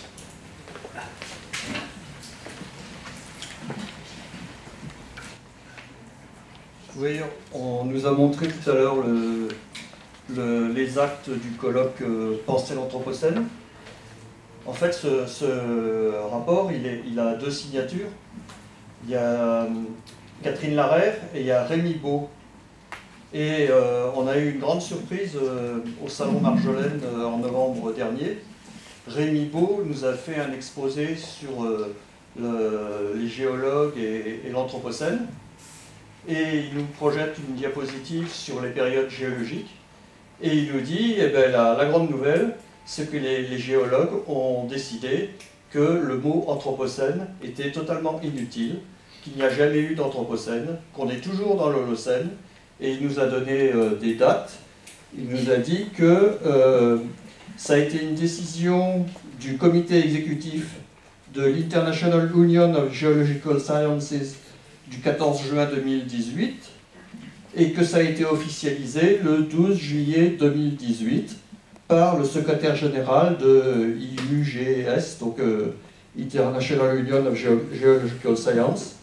Et alors il nous dit, si vous voulez avoir tous les détails, sur Internet, vous trouverez une revue scientifique anglaise qui s'appelle Science News, volume 194, numéro 4 de août 2018. Et là, page 5, il y a tous les détails. Alors la nouvelle décision des géologues, c'est que nous sommes actuellement à l'époque de l'Holocène. Cette époque de l'Holocène, ils ont décidé de la diviser en 3 âges. Et actuellement, nous sommes dans le 3e âge, qu'ils appellent le Mégalayan, ou en français le Mégalayen. Alors, l'Holocène, donc, ça a commencé il y a 11 700 ans par le Greenlandian, ensuite par le Northripian, et maintenant on est dans le Mégalayan. Alors, au début, moi j'ai entendu ça par oral, donc Mégalayan, j'ai bondi de joie, je me suis dit, ah là là, Mégalayan, c'est génial, parce que moi j'étais en faveur à la place d'Anthropocène, de Mégalocène, c'est-à-dire le moment de la folie des grandeurs. En fait, ça n'a rien à voir, je me suis totalement planté. Le Mégalayan, c'est parce que les géologues ont été dans l'état de Meghalaya, qui est au nord de l'Inde, et là, dans le fond d'une grotte, ils ont trouvé ce qu'ils appellent pour eux un clou d'or, en fait un stalactite, qui montre qu'il y a de 4250 ans, il y a eu une sécheresse terrible qui a entraîné plein de catastrophes dans le monde, entre autres l'écroulement d'un empire chez les pharaons. Enfin, ça a eu plein d'effets, cette énorme sécheresse. Donc c'est pour dire que le mot Anthropocène est extrêmement fragile. Déjà, pour créer Holocène, ils avaient mis au XIXe siècle 20 ou 30 ans pour se mettre d'accord. Et là, c'est à nouveau parti pour 20 ou 30 ans pour vraiment se mettre d'accord, parce qu'il y a encore des polémiques. Donc j'arrête là-dessus. J'ai trouvé étonnant de la part d'Alice Kanabat de parler de basculement de représentation. Oui, c'est très bien, basculement de représentation, mais à ce moment-là, il ne faut jamais dire, jamais parler de modèle de développement. Parce que si on dit modèle de développement, c'est sous-entendre qu'il y aurait d'autres modèles de développement qui seraient bien, il y aurait un alter-développement possible. Et s'il faut complètement remettre en cause notre imaginaire, c'est-à-dire donc basculer au niveau de la représentation, on ne dit pas modèle de développement, on dit directement c'est le développement lui-même qui a à remettre en cause. Par exemple, Edgar Morin, il a dit le développement c'est terminé, maintenant il faut dire enveloppement. Et il explique que le mot développement c'est absolument terminé, c'est une idée nuisible. Et moi personnellement, je fais partie des gens qui pensent la même chose du mot progrès. Je suis absolument contre le progrès. Je ne suis pas pour un alter-progrès, une autre forme de progrès. Je suis très fier d'être un régressiste. Et quand on dit que le progrès, c'est pas bien parce que depuis 2 ou 3 siècles, il se passe ceci, il se passe cela, je ne sais pas si vous avez remarqué dans la presse depuis quelques mois, plein de gens parlent du bouquin de l'anarchiste des États-Unis, James Scott, le livre Homo Domesticus. Et James Scott dit que nous sommes sur un mauvais itinéraire depuis au moins 10 000 ans. C'est-à-dire que depuis que dans certains endroits comme la Mésopotamie, on s'est mis à pratiquer l'agriculture de plein champ, l'élevage, etc. Donc ce Homo domesticus, je trouve que ça remet encore plus en cause la notion de progrès, Et je crois que c'est à partir de là qu'il faut réfléchir. Bon, il y en a même qui vont plus loin en disant dès que l'être humain s'est mis à inventer le feu. On va aussi passer ce micro. Bon, je ne sais pas ce qui se passe là, mais j'arrête parce que j'ai l'impression que je vous embête. Non, non, c'est pas ça. Je pense qu'on va aussi tourner la parole et on vous invitera pour une conférence. Alors, je vais passer.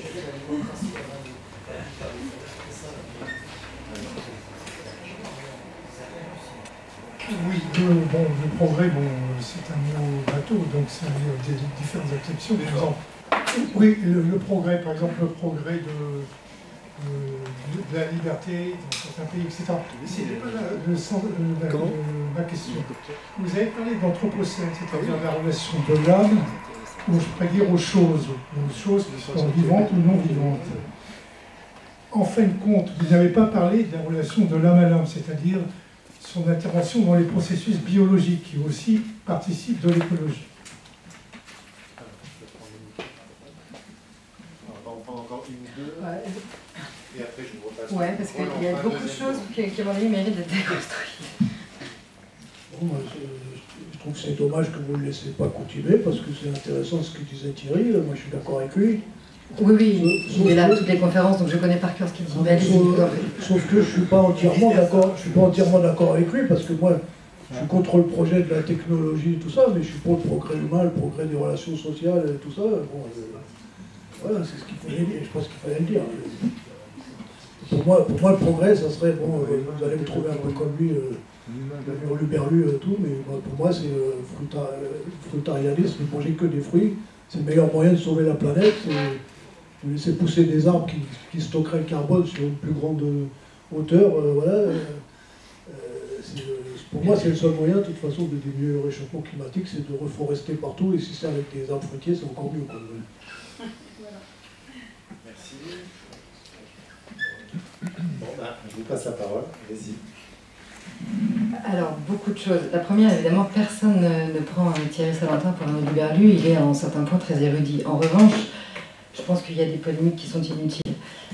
Et que, par exemple, j'ai dit à plusieurs reprises que l'Anthropocène était ici entendu par le prisme d'une sociologue, c'est-à-dire pour la métaphore qu'il révèle. Je pense que le fait que Rémi Baud ait repris une nouvelle décision de géologue, quelque part importe peu mon propos, et qui d'ailleurs quelque part importe peu le propos des sciences humaines et sociales et politiques sur cette question-là, puisque on ne va pas réinventer les choses là-dessus. La factualité, la matérialité écologique, elle est la même. Qu'on ait décidé de ne pas changer de nom d'aire géologique, bon, c'est une chose. En revanche, je pense que le mot est en effet extrêmement fragile, mais plus encore, c'est la fragilité de ce qui est derrière le mot que j'ai essayé d'évoquer.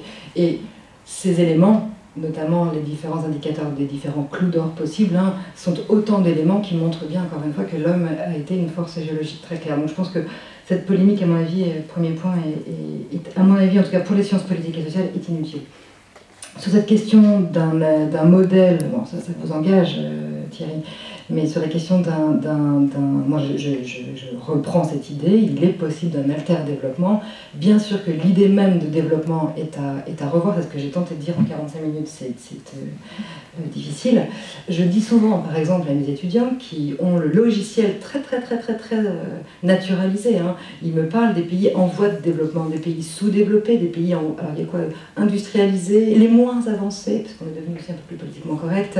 Mais en fait, quelle est l'idée derrière ça? C'est une conception téléologique de l'histoire très claire. Il y a des auteurs très connus, Hegel, Comte, qui ont participé à cette possibilité de voir l'histoire comme devant répondre à des âges. Donc on est plus ou moins mature sur l'âge de progression de ce dit développement, et donc il y en a qui sont les moins avancés, les plus développés, etc., mais en fonction d'une centralité qui est notre pomme. Donc bien sûr que je connais fort bien les questions ou les critiques possibles du terme même de développement. En revanche, on ne va pas appeler carotte, il est quand même question de se situer par rapport à quelque chose à déconstruire. Donc moi, il m'arrive de commettre quelques écrits sur des initiatives de post-développement. Alors post, c'est aussi imparfait, parce que c'est pas français, mais ça a le mérite de montrer qu'il s'agit de l'étape d'après. Et donc il est bien question d'un autre modèle de développement.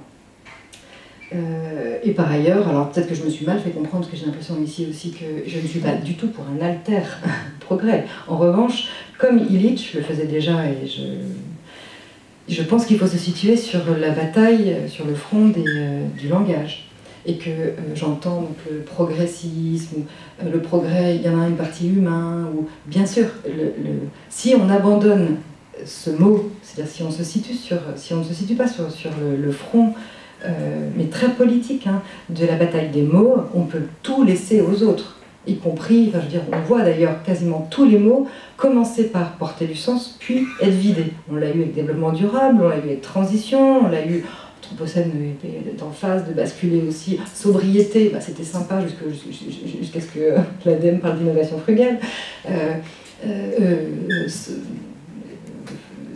Il parle de frugalité, non pas de sobriété. Mais bon, l'un comme l'autre, peut-être, sont en phase aussi d'être vidés. Je pense que c'est aussi quelque chose de très très important aujourd'hui que le progrès n'est pas forcément, c'est là où il faut disjoindre la façon dont il a toujours été conçu et qui a nourri notre logiciel. Il y a toute, je n'ai pas le temps de le plier ici, mais toute une conception philosophique et qui se situe aussi. On est issu d'une certaine tradition. Il y a d'autres endroits du monde, bien sûr, où on ne voit pas ça comme ça, on ne le qualifie pas comme ça non plus. Mais donc le but, là, je n'étais pas du tout en train de proposer quelque chose de peu radical, j'étais clairement en train de dire qu'il faut une théorie critique très forte du progrès, non pas pour en proposer un autre qui serait, mais pour recharger le sens, comme aurait dit Barthes, c'est-à-dire redonner une charge aux choses. Et cette charge, pour revenir à ce que disait Léa, je pense qu'elle est très importante, que ça passe par du sensible. J'ai beaucoup aimé quand tu disais que tu as travaillé sur qu'est-ce qu'on aime dans le 10e, et sur des exercices de projection, et sur des exercices de les ralentisseurs de rue ou que sais-je. C'est ce qui va être sensible, qui va nous permettre de recharger le sens, de recharger le signe, et qu'on peut décider demain que le progrès, ce serait revenir à du suffisant, revenir à du proportionné. Et ça n'est pas le fait de proposer un alter progrès, c'est de voir... Je pense par exemple à ce film de Colin Serrault, qui a maintenant une bonne trentaine d'années, La Belle Verte. Je vous invite à le re-regarder aujourd'hui, parce que finalement ça parle de ce que j'essaye peut-être maladroitement d'évoquer.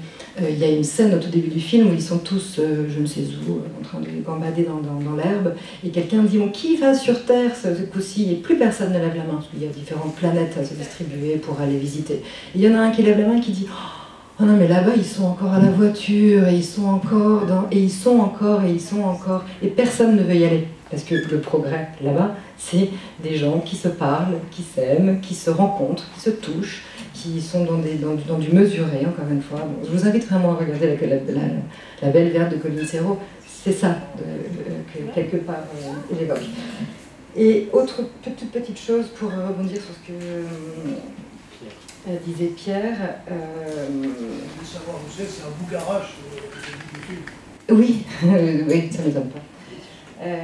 Sur cette idée de la technologie, je pense que le lien entre technologie et progrès. Alors je ne suis pas tout à fait d'accord parce qu'à mon avis, la technologie est un relais privilégié du progrès, celui que j'évoque. C'est-à-dire le progrès dans sa conception la plus prométhéenne qui soit, hein, c'est-à-dire celui, encore une fois, qui, je reprends Descartes, mais qui établit que l'homme est maître et possesseur de la nature. La technologie, ensuite, ça a été son opérateur, mais le plus fort, et quelque part, la technologie est venue potentialiser, si je puis dire, cette vision du progrès. Et il faut aussi lui tordre le cou, hein, je suis totalement d'accord. Mais je ne crois pas que ce soit forcément... je ne crois pas qu'il faille superposer l'un à l'autre, parce qu'il y a deux temps. Il y a deux personnes à dégager, si je puis dire. Et d'ailleurs, sur ce point-ci, je vous invite à regarder un ouvrage qui est très très très intéressant de Danilo Martuccelli, qui s'appelle les sociétés et l'impossible, et qui montre bien cette idée des régimes de réalité. Et évidemment, il place la science, puisque la technologie est aussi finalement reliée à toute une conception de la science, comme étant support d'un certain type de progrès et de tout un régime de réalité. C'est-à-dire ce que... voilà ce que je voulais dire là-dessus. Et j'avais autre chose à dire à Léa, si j'ai encore 30 secondes. Oui, parce que finalement c'est un point qui est important aussi, c'est que sur le plan climat que tu évoques, avec mes étudiants toujours, alors que j'essaye de leur faire un cours d'écologie radicale, c'est difficile parce qu'après on a pris le plan climat, qui est une proposition qui déjà est forte, mais qui néanmoins reste insuffisante. Comme tu dis, elle soutient aussi un logiciel, enfin elle est inscrite dans un logiciel de l'ancien monde utilitariste. C'est compliqué parce que je me suis rendu compte très démobilisant. C'est-à-dire que pour des étudiants qui pensent avoir déjà là une feuille de route où on parle de sobriété, on parle de réduction, ils se disent ça y est, on y est, on est proche de ce qu'il faudrait. Et quand on a déconstruit en cours, on leur montre, en tout cas je leur montrais que pourtant, il est encore question de l'ancien monde qui se reproduit, alors qui se reproduit d'ailleurs, c'est assez terrifiant, en essayant d'intégrer les parties les plus digestes, c'est tout le principe du capitalisme vert, mais c'est difficile parce que c'est démobilisant et que moi j'avais des étudiants face à moi qui ont une vingtaine d'années et qui ne savent plus vers quel sens se tourner parce que précisément les propositions, y compris les plus engageantes, eh bien sans doute elles continuent à se situer quand même dans un certain logiciel, quoi, comme tu veux. Voilà. Qui a voulu ajouter d'autres choses? On peut. Sinon, on va reprendre quelques questions si on a. Très bien.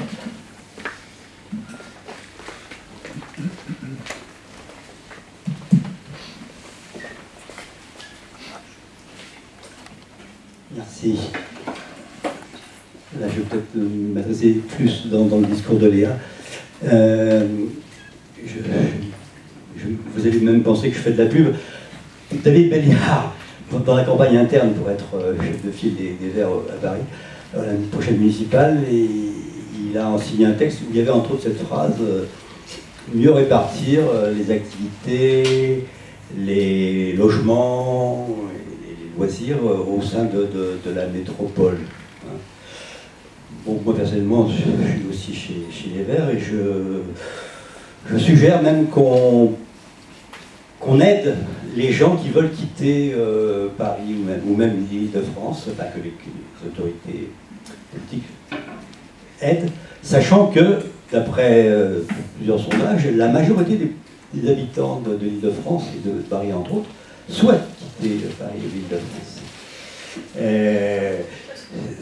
Sachant qu'il y a plusieurs millions de logements vides dans les régions, il y en a d'ailleurs aussi évidemment en Île-de-France, mais moins, sachant que dans le cas d'une petite résilience, ce serait bien que les, je sais pas, peut-être 40% de ménages qui n'ont pas de jardin, parce que ça, on ne sait pas qu'il y a beaucoup de, je parle de toute la France là, qui n'ont pas de jardin.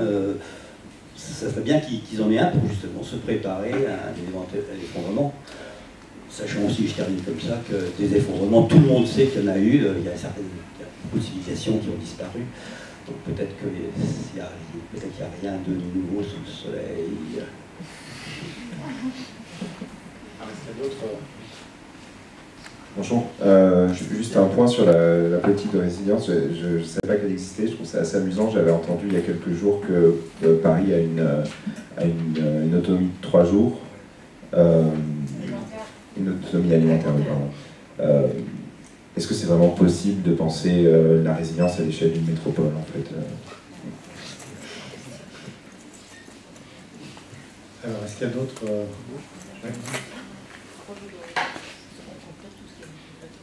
Bonsoir, je m'appelle Geneviève Boucher et je suis futurologue. Donc je travaille sur des sujets très proches des vôtres. Et je pense que le clou d'or, il va nous tomber dessus dans pas longtemps. Et il va être de nature financière. Parce que vous entendez sans arrêt dire la dette, en particulier la dette publique, monte sans cesse. Le drame de la finance, enfin des banques centrales, c'est qu'elles n'arrivent pas à faire monter l'inflation. Et pour que l'économie fonctionne, pour qu'elle fasse des progrès, dans le modèle dans lequel on est, il faut tout le temps faire un petit peu d'inflation. Et étant donné qu'on continue à faire des progrès, et c'est pour ça que je voulais vous parler de ça, on continue à faire des progrès de différentes natures, organisationnelles, technologiques, on consomme autrement et on produit autrement, en particulier l'économie circulaire et surtout l'économie de la fonctionnalité bouleverse de façon excessivement profonde notre modèle économique qui s'est installé depuis plus de 10 000 ans maintenant. Aujourd'hui, on parle très très sérieusement de monnaie hélicoptère, mais qui n'est pas du tout la solution, c'est juste pour essayer de camoufler le problème. Et on ne va pas le camoufler longtemps, il va nous tomber dessus. Donc vous avez tous en tête la crise de 2008 qui a été tellement grosse qu'on n'a pas trop su, et rapide, qu'on a du mal à nous la cacher. Il faut savoir que depuis le début des années 2000, on enchaîne les crises les unes derrière les autres. Il y en a plus de 300, ça dépend de l'amplitude qu'on recherche. Hein, voilà. Et donc là, la crise financière va nous tomber dessus.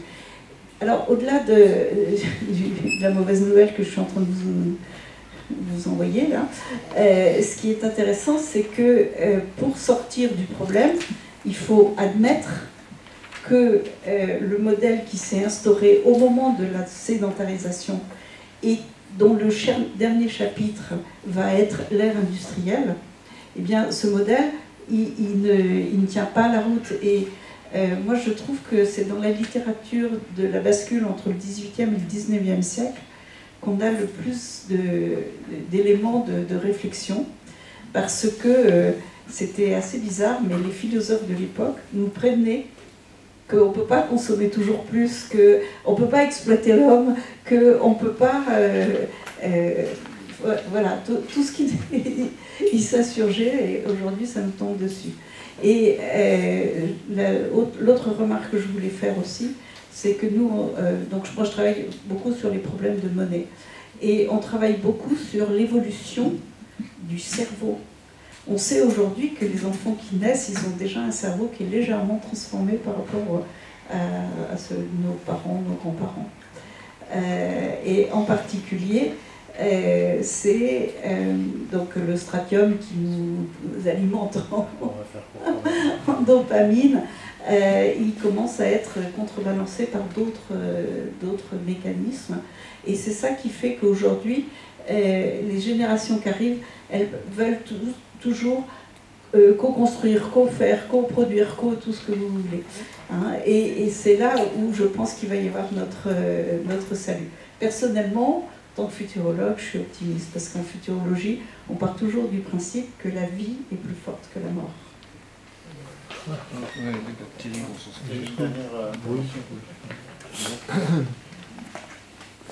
Oui, j'ai entendu parler des générations futures, mais on n'en est plus là.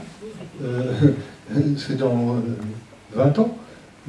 Avant, peut-être 2020, dirait Yves Cochet. Bon, on va connaître des perturbations importantes avec son déclin de la population que vous avez signalé. Moi, j'avais connaissance de 4 milliards 400 en 2050, 4 milliards pour chez Furka, enfin bon, voilà. Alors d'abord, Servigne et son copain, ils proposent un petit manuel de collapsologie pour les générations présentes. Bon. Vous avez parlé de notre choix du système économique. Notre choix, on ne l'a pas tellement choisi, ça a été imposé par des penseurs, philosophes, moralistes au départ, et qui sont devenus économistes, etc. Quoi. Bon. C'est comme souvent, bon, on pense. Et puis alors, oui, l'histoire du modèle de développement, pour moi, le développement, c'est quand même le discours de Truman, et c'est avec le sous-développement, sous-développé, et Et constatant les dégâts du développement, l'ONU a lancé le développement durable. Il fallait toujours une croissance forte, n'est-ce pas, vu la misère ou la pauvreté du monde, mais en même temps un souci social et environnemental. Bon, et en même temps, voilà, c'est écrit dans le rapport de Madame Brundtland, notre avenir à tous, 1987, quoi. Bon, mais il faut absolument garder le développement. On lui a foutu durable, mais il faut garder le développement. Et c'est pas pour rien. J'ai vu le film il n'y a pas longtemps, L'illusion verte, et il y a un certain nombre d'entrepreneurs ou de chefs d'entreprise, je ne sais quoi, qui parlaient du développement durable. C'est eux qui défendent le développement durable. Et puis la question que je voulais poser, c'est qu'est-ce que vous pensez de l'écologie sociale de Bookchin? Alors, bon, moi je vais aussi en profiter pour vous poser une petite question, parce qu'en fait, moi c'est un sujet que je trouve très intéressant, et au fond, on dit tous les trois que vous êtes pour une déconstruction du modèle industriel dans lequel on s'est installé, mais je me demande si la notion de progrès est forcément la notion la plus adaptée, parce qu'au fond, de la même manière qu'il y a eu des discussions sur développement, interdéveloppement, etc., la question c'est progresser vers quoi, vers où? Évidemment, le progrès il est ni unique, il n'est pas le même à toutes les époques, même à une époque il peut être extrêmement varié, et c'est toute la question sur les indicateurs de richesse d'une société qu'on essaye de remettre en cause, en tout cas lorsqu'on pense au PIB, mais au fond il y a des indicateurs des directions vers lesquelles on a envie d'aller, nous, à un moment donné, par rapport à la situation dans laquelle on est. Et après, si on rajoute des qualificatifs, et c'est pour ça que je trouve que c'était intéressant que Pierre rentre par ce biais-là, mais on peut rajouter des qualificatifs à progrès, c'est pas la même chose si on parle de progrès social, de la connaissance, ou progrès technique. Et au fond, derrière la question de la remise en cause du modèle industriel, il y a en partie la remise en cause du progrès technique, mais même cette remise en cause-là du progrès technique pose question, puisqu'il nous a mis, il ne l'aurait pas fait il y a quelques années, le téléphone portable dans les instruments de base. Et c'était très intéressant, il y a eu un article dans Le Monde récemment sur le véhicule autonome. À l'évidence, en faisant de la recherche sur ce sujet-là, on progresse dans la connaissance, mais en tout cas, de manière assez convaincante, cet article expliquait qu'il n'y avait absolument aucun avenir au véhicule autonome, pour tout un tas de raisons que je ne développerai pas ici. Mais donc voilà, ce mot de progrès est un peu valise, et j'ai un peu, y compris dans la manière dont ça a été développé là, un petit peu de mal à voir comment est-ce qu'il faut réellement l'utiliser ou comment est-ce qu'il faut l'abandonner. Et au fond, si on veut déconstruire le modèle actuel et construire une trajectoire de transition vers autre chose, il va falloir mesurer dans quelle mesure il va falloir mesurer si on va dans cette direction ou pas, à quel rythme, et savoir quel compromis on est prêt à faire, y compris dans l'utilisation de certains progrès techniques, puisque finalement le téléphone nous permet à certains moments de se connecter, de se relier, là où ceux qui sont aujourd'hui les détenteurs du pouvoir dans ce monde, dans ce capitalocène, eux, ils utilisent tous les outils pour garder la trajectoire qu'ils ont fixée. Voilà. Donc on n'a qu'à partir dans le sens inverse de tout à l'heure, donc Pierre, Léa, et on finira par Alice. Non, pour te répondre David, je crois qu'effectivement la question Alice a travaillé la question de la sémantique et la définition des mots est fondamentale, mais est-ce qu'on doit pour autant, Alice, tu semblais nous l'interdire, s'interdire des mots. Est-ce qu'on doit le fait de se désapproprier des mots et le risque de la récupération par d'autres c'est ce que tu supposais effectivement qu'il y avait ce risque effectivement de perdre le terme de frugalité, de sobriété, effectivement, qui peuvent être récupérés de développement aussi. Oui, pourquoi est-ce qu'on serait obligé de s'interdire innovation sociale, innovation frugale? Que ce soit récupéré, détourné, c'est chose. Il fallait quelque part. Mais il n'empêche que le terme de progrès, effectivement, qui est récupéré, et là pour le coup, le terme de progressiste est revendiqué aussi bien à gauche qu'à droite, nécessite une déconstruction, enfin la réappropriation que tu voudrais mettre en avant nécessite effectivement une recherche, je l'ai faite de façon très maladroite en m'axant uniquement sur la technologie, mais effectivement je ne sais pas encore, enfin je n'ai pas la réponse, mais comment faire qu'on puisse se réapproprier ce terme alors qu'il est tellement galvaudé et approprié par tous, la question est pour moi ouverte. Donc je trouvais plus intéressant d'aller au fond et de dire voilà, on oublie le mot progrès, mais peut-être que c'est pas la meilleure approche et le meilleur moyen de déconstruire une sémantique ou de s'en construire une autre. Mais effectivement, la question est fondamentale. Je pense que toutes les questions sémantiques sont à la base du discours et du discours politique et du discours général. Moi, sur les définitions, en fait, je suis assez d'accord pour pas abandonner les mots, parce que déjà, ça prend vachement de temps, intellectuellement, à réinventer. Non, mais c'est vrai, se réapproprier un concept, refaire tout le public, c'est-à-dire qu'en fait, c'est un peu comme ce qu'on disait avant, mais pareil, mais en autre mot. C'est une bataille, en fait, les mots, quoi. Enfin, faut pas les abandonner, comme tu dis, c'est politique, et faut pas les lâcher. Et c'est pour ça que, par exemple, je vous disais au début, l'anarchie, désolé, l'anarchie, c'est l'ordre. C'est l'ordre décidé collectivement, etc. Mais c'est l'ordre, c'est pas le chaos. Et l'écologie, c'est pareil, les gens ils disent c'est de droite, c'est de gauche, l'écologie elle peut être d'extrême droite même en ce moment. Franchement, non, pour moi, l'écologie elle peut être d'extrême droite. Mais du coup, c'est mon écologie, c'est comme ça que je vais la défendre, c'est ma conceptualisation politique de l'écologie. Pour le progrès, c'est pareil, il faut se battre, il faut les gagner. Mais si à chaque fois qu'il y en a d'autres qui les réutilisent et qui mettent d'autres sens dessus, pour se les réapproprier, pour les vendre des fois aussi et tout, franchement, on n'est pas sorti de l'auberge, quoi. Donc après, c'est aussi un débat permanent et puis on n'aura pas de définition, fixe et définitive. Et c'est comme ça, bref. Pour répondre à quelques questions sur la résilience possible en métropole, c'est vrai que c'est compliqué.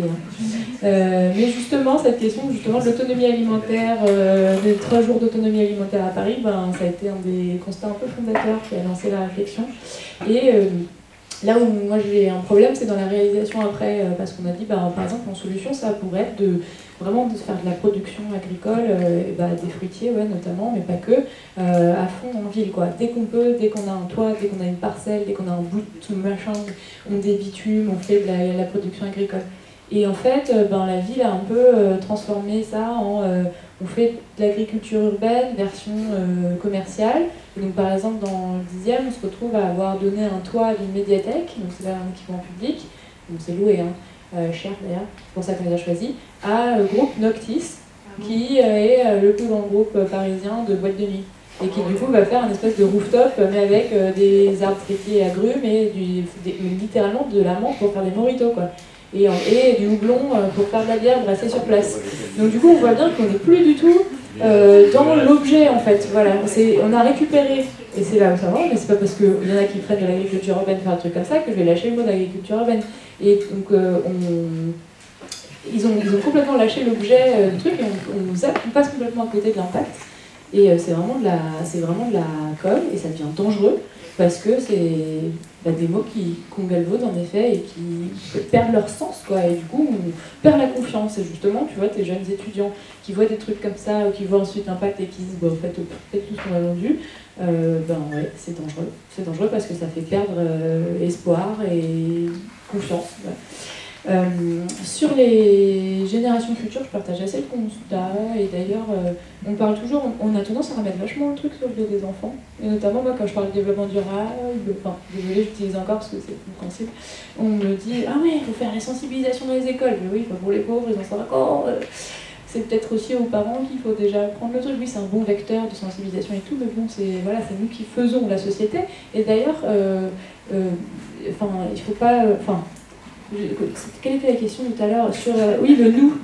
Ce nous-là, je crois que c'est un nous un peu, je sais pas qu'on a tous un peu utilisé, le nous, on n'a pas choisi ce modèle de société, nous, personnellement, mais c'est un nous général de société, et je pense qu'on est quand même responsable d'une manière ou d'une autre. Il y a des concepts de servitude volontaire, nous ne sommes debout que parce que nous sommes à genoux, quoi. À un moment, on a aussi une responsabilité d'agir et d'influencer sur notre environnement, et nous sommes la politique, et je pense qu'il faut se réapproprier ce truc-là aussi.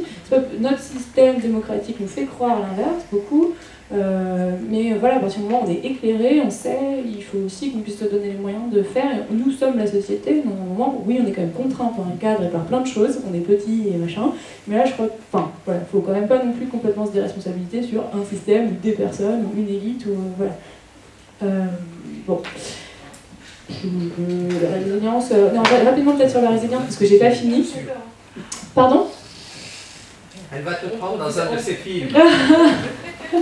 Sur la résilience, rapidement, en fait, pour te dire, elle s'appuie sur 3 piliers, cette stratégie. Le premier, c'est déjà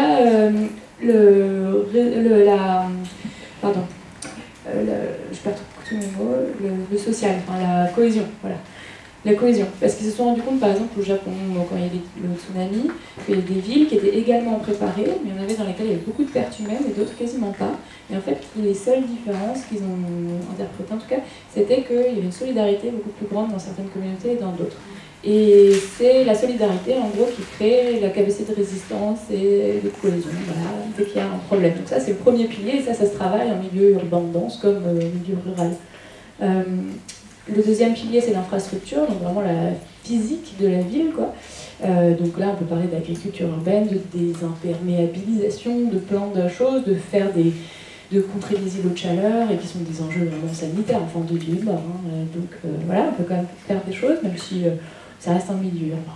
Bon, en effet, on n'est pas prêt de produire tout ce qu'on doit produire ici, mais c'est aussi la question, par exemple, de la dépendance à nos réseaux d'énergie, d'où la nécessité aussi de pouvoir baisser notre consommation, mais aussi produire le plus localement possible, de pouvoir faire de l'autoconsommation, etc. Et le troisième pilier, c'est le rapport de la ville, de la cellule très urbaine, on va dire, à des territoires plus éloignés, donc ne pas penser la ville sans la métropole, sans la région et sans le monde, en fait. Voilà, et donc être conscient de ce dont on dépend, et de comment est-ce qu'on peut travailler avec ces autres territoires, et qu'on ne soit pas justement une espèce de truc qui absorbe tout, mais qu'on puisse repenser des fois des trucs un peu cons qui fait qu'on a des déplacements pendulaires de millions de personnes tous les jours qui vont d'un bout à l'autre de l'île de France, et des endroits où on a beaucoup d'emplois et d'autres tas de logements. Bref. C'était brouillon, hein. C'était très bien. Alors déjà, juste une petite chose, parce que tout à l'heure, il y a eu, je crois, la confusion, et qu'elle s'est dites là, le clou d'or et le point socio-historique, c'est pas strictement la même chose. Le clou d'or, c'est vraiment mesuré dans les stratégies, dans la croûte terrestre, là où le point socio-historique, ça va être, on va dire, le basculement que tu évoquais. Ça, c'est une petite parenthèse. Sur cette idée des générations futures, donc le terme au tout départ apparaît dans le rapport Brundtland en 1987, bien sûr, c'est toute une autre conception aussi, mais moi je ne crois pas qu'on puisse, ou que ce soit souhaitable d'ailleurs, de l'évacuer pour une raison simple. Il y a encore des tout petits crapauds, tout naissent, et ils sont des générations futures. Quand bien même on ne serait plus que 1 million à la place de 10 milliards, il y a demain ceux qui vont prendre la suite de nos luttes et de nos combats. Donc bien sûr, la situation aujourd'hui fait qu'il faudrait déjà s'intéresser aux générations présentes, mais la catégorie même des générations futures, c'est-à-dire de ceux à qui on va léguer, elle existe de fait. Ou alors, ça veut dire que demain, c'est Nagasaki bis, et que là, pour le coup, il n'y a plus personne. Donc oui, il n'y a plus de génération future, mais il n'y a plus de génération présente non plus. C'était le premier point. Le deuxième point, sur cette idée de notre choix de modèle de développement, oui. Mais néanmoins, un choix, ça signifie qu'il y avait la possibilité, une alternative avec, d'ailleurs, ça peut être avec plusieurs termes, et qu'il a été question d'un choix. De la même façon qu'Alain Gras a montré que le choix du feu était un choix parmi d'autres. Donc là, on peut polémiquer pendant des heures sur... et on a bien aimé ce soir. Mais je pense que quand on parle de notre choix économique, bien sûr, c'est pas le nôtre, c'est celui qui a été fait par en effet, tous les économistes, et on peut, mais il est quand même question d'un choix, donc c'est pour ça que je l'ai signifié comme ça. Sur l'écologie sociale de Murray Bookchin, on n'aura pas le temps là, mais oui, c'est très intéressant, le municipalisme libertaire, je pense que ça te plairait beaucoup. Et ça fait partie des auteurs, je pense qu'il faudrait mettre au programme du collège Refaire Société de Murray Bookchin, on a besoin tous de le relire aujourd'hui. Bon, voilà. Après, alors je vais essayer de le résumer simplement, de façon courte. Sartre a distingué le mot et la chose, et je pense que là on a un petit peu pris l'un pour l'autre. C'est-à-dire que moi je ne disais pas, donc je n'interdis pas l'usage des mots. En revanche, je disais qu'il faut distinguer le mot et la chose. Il y a des mots aujourd'hui qui ne portent plus le sens de la chose initiale, et le progrès en fait partie. Après, sur la question de faut-il le réutiliser, l'abandonner, sans doute qu'une fois qu'on lui aura tordu le cou, on pourrait l'abandonner. L'idée n'est pas là. Enfin, l'idée n'est pas là. En tout cas, c'est pas ce que je suggérais. Je suggère qu'il faut reprendre la chose et lui redonner de la consistance, du sens, à l'aune de toute la matérialité d'aujourd'hui, que l'on soit encore dans l'Anthropocène méga machin truc ou dans l'Holocène. C'est la chose que je considère qu'il faut urgemment déconstruire. Le mot, si on peut ici ou là en sauver avec certains qualitatifs, le progrès humain, le progrès social, on le fera. Sinon, tout passera, et puis c'est pas grave. Et donc l'idée n'est pas d'interdire des mots. En revanche,